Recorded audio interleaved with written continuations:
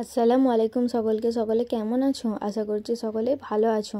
আজকে আরেকটি নতুন ও স্পেশাল রেসিপি নিয়ে চলে এসেছি, কাঁঠালের দানা দিয়ে কলমি শাক চচ্চড়ি। ভিডিওটা স্কিপ না করে পুরোটা দেখে নেওয়া যাক।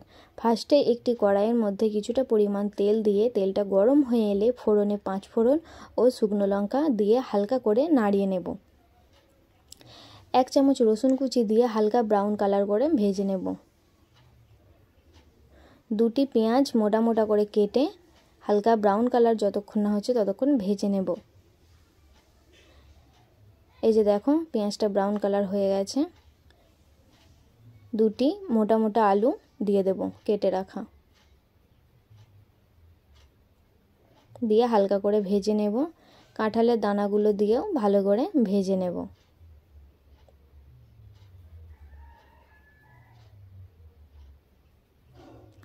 এক চামচ লবণ দিয়ে দেব, দিয়ে হালকা নাড়িয়ে চাড়িয়ে নেব।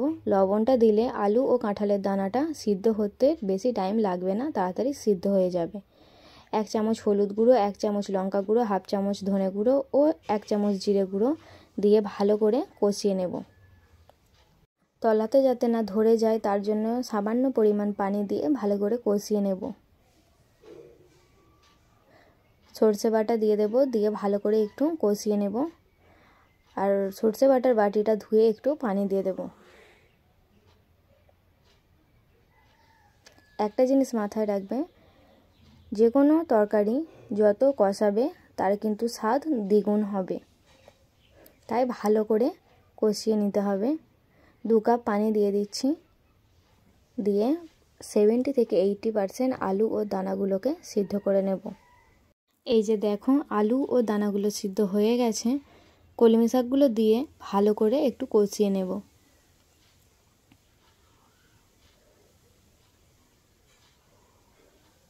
কলমি শাক যখন এই পর্যায়ে হয়ে আসবে তখন পোস্ত বাটাটা দিয়ে দেবো ও বাটিটা ধুয়ে একটু পানি দিয়ে দেবো, দিয়ে ভালো করে একটু কষিয়ে নেব।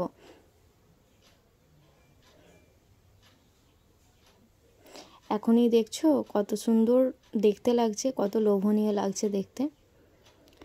2 কাপ পানি দিয়ে ফুটিয়ে নিলেই রেডি হয়ে যাবে আমাদের কাঁঠাল দানা দিয়ে কলমি শাকের চচ্চড়ি।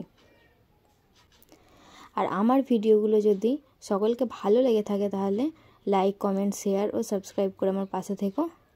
আমার ভিডিওটি পুরোটি দেখার জন্য সকলকে অনেক ধন্যবাদ।